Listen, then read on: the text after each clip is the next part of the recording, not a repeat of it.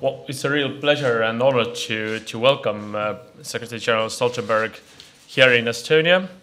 And of course, let me also use this opportunity to thank all the Allied forces that are present here. Each and every serviceman's contribution is very, very important for us. And as you know, this is Jens' first visit to Estonia as NATO Secretary General. As Prime Minister, he has been here, of course, and before, but as Secretary General, this is your first visit, and it's clear that you took office in very difficult times, in very crucial times for the alliance, and it's clear that Estonia is there to support you in your tasks, and we have discussed today several aspects of our common goals. It's very important to put all those things that we agreed in Wales to action, and Estonia is committed to support those things to happen. This means, of course, the Readiness Action Plan. This means the new normal of NATO, having more planes in the sky, more ships on the sea, and more troops on the ground. This is something that is clearly needed. We see that the Russia's actions in and around Ukraine, as well as very aggressive, I would say, military posture right on the alliance borders, has been a very powerful wake-up call for us all. And of course, I told Jens, the Secretary General, that Estonia is fully committed to play its own part. We have a rock-solid commitment to contribute 2% or more to our national defense, and to provide all the necessary host nation support for NATO troops that are present here. This is a commitment that is already in place officially, and this is a commitment we are going to keep. And we think it's very, very important. So I look forward to productive cooperation together with you. And once more, I thank you for coming to Estonia. Thank you. Thank you so much, Prime Minister, and thank you so much for welcoming me here. And I appreciate very much to meet with you. And it's great to be back in Estonia, this time as Secretary General of NATO. And Estonia is really a strong and committed NATO ally, and you have contributed so much to different NATO operations in Afghanistan and in Kosovo. And we are also very impressed by the fact that you are actually achieving the goal and reaching the guideline of spending 2% of GDP on defense. That is important for Estonia, and it's important for the whole NATO alliance. And I use Estonia as an example because you are leading by example. Because when Estonia is able to spend or invest 2% of GDP on defense, then of course it should also be possible for all other NATO allies to do the same. Today we have discussed the security challenges we face in our eastern neighborhood due to Russia's aggressive actions in Ukraine. And at times like this, it is more important than ever to keep our alliance strong. NATO's greatest responsibility is to protect and defend all allies, and NATO is here to protect and defend Estonia. The Allied fighters and troops we have seen are a strong sign of the Allied solidarity, and they are protecting your airspace every day. In fact, the number of NATO jets in our eastern skies has increased 5 times since the start of the year. We have deployed more ships in the Baltic and the Black Sea. This year we are conducting over 200 NATO and national exercises in Europe, and we will continue with these assurance measures as long as it's necessary. The presence of soldiers from across the alliance shows the resolve of all allies to stand with the Baltic nations. all for one and one for all. That's the main idea of the NATO solidarity and the backbone of our alliance. We are working hard to turn the Readiness Action Plan we agreed at the Wales Summit into reality. This is the biggest reinforcement of our collective defense since the end of the Cold War. And it is my top priority to implement this plan in full on time. We are setting up a rapid reaction force, a spearhead force, which will be able to deploy within days. At the Wales Summit, we also decided to establish a command and control presence on the territory of our Eastern allied countries, and to enhance our ability to quickly and effectively reinforce them if needed. We are now working on the best way to do that and to implement the Readiness Action Plan. These measures will keep Estonia safe and keep NATO safe. It is also key that we keep the pledge we made at the Wales Summit to stop the cuts in our defense budgets and to increase them when our economies grows. And that's where Estonia is really leading by example, by the fact that we have already reached the 2% goal. So I'm very grateful to be here together with you, and it's great to see how strong you are, how strongly you are committed to the NATO alliance. And I thank you for the meeting and for the talks, and I look forward to continue excellent cooperation with you. Thank you. Thank you. Thank you. Now we have some time for a couple of questions. Please introduce yourself.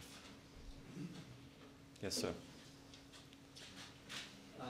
Jari Tanner, Associated Press. I have a question to Mr. Secretary General. During this year, we've seen a very increased activity by Russian military aircraft on the Baltic Sea region, not only in Baltics, but also in Finland and Sweden, and we've seen direct airspace violations. And I wonder, how worried are you, and how worried is NATO on this situation? I think you said earlier that this is not a step back to the Cold War, but what is your message to Russia, and what is possibly their motivation? Thank you. So what we have seen is increased Russian air activity, military air activity around NATO airspace. We have seen it in the Baltic area. In the Baltic area there has been more than 100 intercepts so far this year. That's 3 times as much as last year. But we have today also published some new figures showing that if you look at the numbers of intercepts around NATO airspace in Europe in total, then we speak about more than 400 intercepts. And that's an increase of around 50%. So in the Baltic Sea, in the Norwegian Sea, in the Black Sea, in the airspace surrounding NATO, we have seen increased Russian military air activity. And the challenge is partly the numbers, but it's also the way they are conducting the flights. They are not firing their air or flight plans. They are not turning on the transponders, and they are not communicating with the civilian air traffic control. And therefore these flights poses a risk to civilian air traffic. The flights are unjustified, and they are posing risk on normal air traffic. And that's also the reason why NATO is staying vigilant. We are doing what we are supposed to do. We are intercepting the flights. We have increased our air policing, and we are ready to react when needed. Most of these flights are taking place in international airspace. there are a very limited number of violations of NATO airspace. But they are close to our airspace. They are conducting the flights in ways which are posing a risk on civilian air traffic, and some of them are also very close to, for instance, NATO vessels. So we are calling on Russia to conduct their military air activities in a responsible way and respecting international norms for this kind of air activity. Is this a step back to Cold War, would you say? It is a pattern which we haven't seen for many years, and it's a pattern which reminds us of the way they conducted these kinds of military air activities back in the time of the Cold War. And Daily Postimees, please. You already talked about increased Russian action around NATO borders. Then my question is directed to Mr. Peaminister Taavi Rõivase, and it has a lot to do with the place where we are at the moment.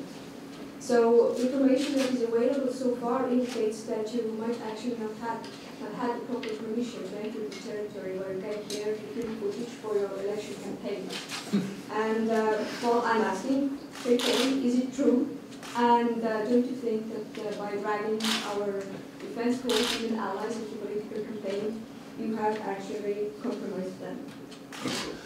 Well, as Prime Minister, as party chairman, as a father and as an Estonian patriot, I'm proud of Ämari Air Base, I'm proud of Estonian military, and I do anything in my possibilities to help them to protect Estonia even more. So I understand your interest in intriguing with this question, but I think Ämari has become a magnificent symbol of Estonian security. And as Prime Minister, as party chairman, my focus will always be that we should do everything we can in order to protect Estonia even more. And this is the topic that we discussed here today. This is the topic I will cherish very hard as Prime Minister, as party chairman, as a father, as a Estonian patriot. Thank you. Do you have permission to come here? Of course we have all the permissions to come here. We have the permissions to come here today, and I will always come here as a proud Estonian. Thank you. Reuters, please. Thank you, Mr. Reuters. My question is for the Secretary General. Regarding the France's Mistrals, should France sell Mistrals to Russia? And if not, maybe NATO should buy them. NATO doesn't possess, or NATO doesn't sell military equipment. That's something the nations are doing or not doing. And I very much trust that all allies are responsible when it comes to the way they are conducting their policies related to selling, providing military equipment to other countries. And I will just leave it by saying that also related to the Mistral and the question of France selling the Mistral ships to Russia.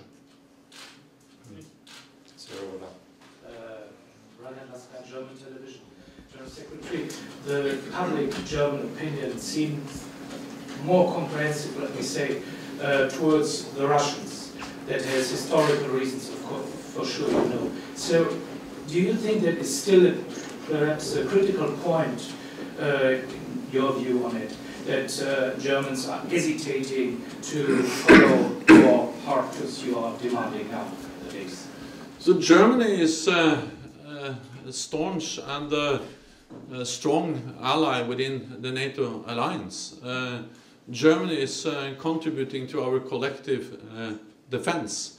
Germany is contributing to NATO operations, and Germany is providing capabilities, forces, which are of great importance for the NATO alliance. And we have seen German soldiers here at this Ämari Air Force Base. We have seen German planes in the air, and we have seen German troops on the ground, and we have seen German vessels at the sea. So Germany is really contributing to the collective defense. I welcome that, and I'm grateful for the German contribution to our collective defense, also in this area. Then I would like to add that there is no contradiction between being in favor of a strong defense, predictability, firm policy from NATO, and at the same time aspiring for a more constructive relationship with Russia. Actually, we stated that, 28 allies at Wales, that we are still striving and aspiring for a more constructive relationship with Russia.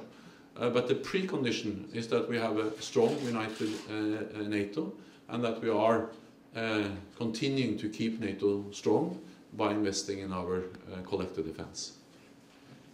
And the last question, please, lady in the second row. You. Ajakunas from Finnish newspaper Helsingin Sanomat. How difficult do you think it's to defend Estonia and other Baltic states without the support of Finnish and Swedish territories? So NATO is able to defend all allies against any threats.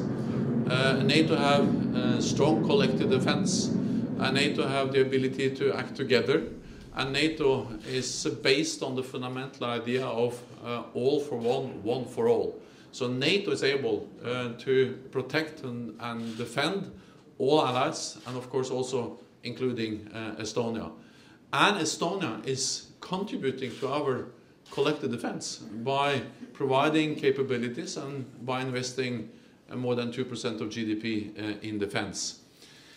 I appreciate that we have a partnership with Finland, and we have developed that partnership. We are exercising together. Finland is contributing to different NATO missions, operations. We are increasing our interoperability, meaning that we are becoming better to work together.